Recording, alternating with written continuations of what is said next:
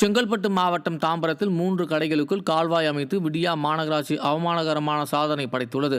பெருங்குளத்தூர் கிருஷ்ணா சாலையில் பல லட்சம் ரூபாய் மதிப்பில் மழைநீர் கால்வாய் கட்டப்பட்டு வருகிறது. இந்த மழைநீர் கால்வாய் திமுகவினருக்கு சாதகமான பிரமுகர்கள் செய்துள்ள ஆக்கிரமிப்புகளை அகற்றாமலேயே குறுகலாகவும் ஒருதலைபட்சமாகவும் அமைக்கப்படுவதாக புகார் எழுந்துள்ள நிலையில் திமுகவினருக்கு சாதகமானவர்களின் 3 கடைகளுக்குள்ளாக கால்வாய் அமைத்து விடியா தாம்பரம் மாநகராட்சி அவமானகரமான சாதனை படைத்துள்ளது. திண்டுக்கல் மாவட்டம் வேடச்சந்தூர் அருகே சொந்த கட்சியினரின் இடத்தை மிரட்டி அபகரிக்க துடிக்கும் திமுக நகர செயலாளர் மீது நடவடிக்கை எடுக்க வேண்டும் என கோரிக்கை எழுந்துள்ளது.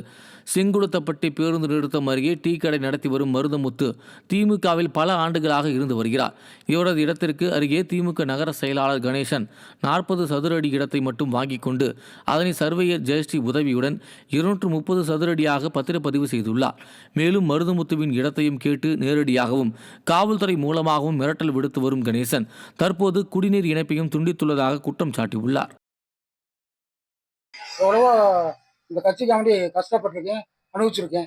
ஆனா என்னையவே நான் ஆளை வச்சு மிரட்டுறாரு, இது பண்றாரு, அப்பப்போ ஆளை வைக்கிறாரு, மிரட்டுறாரு, இது பண்றாரு. சுகாதார தண்ணியை கட் பண்ணிட்டாரு, தண்ணியை கட் பண்ணிட்டாரு, போலீஸை விடுறாரு, ஹைவேல இருந்து ஹைவே ஆபீசர்களை விட்டு இடத்த இது பண்றாரு, என்னென்னமோ பல சித்திரவதெல்லாம் பண்ணிட்டு இருக்காரு. நீங்க அமைச்சரை கவனத்துக்கு கொடுக்குறேன், இது கண்டிப்பாக எனக்கு ஒரு நல்ல முடிவாக நீ கேட்டுக் கொடுக்கணும். பெரம்பலூர் மாவட்டம் பூலாம்பாடியில் ஜல்லிக்கட்டு போட்டி விமர்சையாக நடைபெற்றது. இதில் பல்வேறு மாவட்டங்களில் இருந்து 600க்கும் மேற்பட்ட காளைகளும் 350 மாடுபிடி வீரர்களும் கலந்து கொண்டனர். விறுவிறுப்பாக நடைபெற்ற இந்த ஜல்லிக்கட்டு போட்டியை சுற்றுவட்டார பகுதியைச் சேர்ந்த ஏராளமானோர் கண்டு ரசித்தனர். சேலம் மாவட்டம் ஏற்காட்டில் பேருந்து எடுப்பது தொடர்பான தனியார் பேருந்து ஓட்டுநர்களிடையே ஏற்பட்ட தகராறால் சுற்றுலா பயணிகள் பாதிக்கப்பட்டனர். தொடர் விடுமுறையால் ஏற்காட்டிற்கு ஏராளமான சுற்றுலா பயணிகள் வருகை தந்த நிலையில் மீண்டும் சொந்த ஊர் செல்ல பேருந்து நிலையம் வந்தனர்.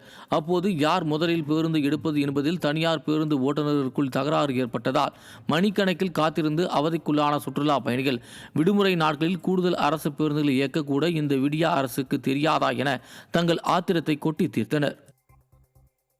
அரியலூர் மாவட்டம் கீழ்கொளத்தூரில் தமிழ் புத்தாண்டை முன்னிட்டு ஜல்லிக்கட்டு போட்டி நடைபெற்றது.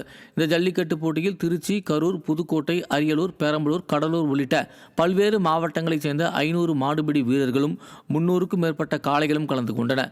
காயமடைந்த 14 மாடுபிடி வீரர்களுக்கு மருத்துவமனையில் சிகிச்சை அளிக்கப்பட்டு வருகிறது.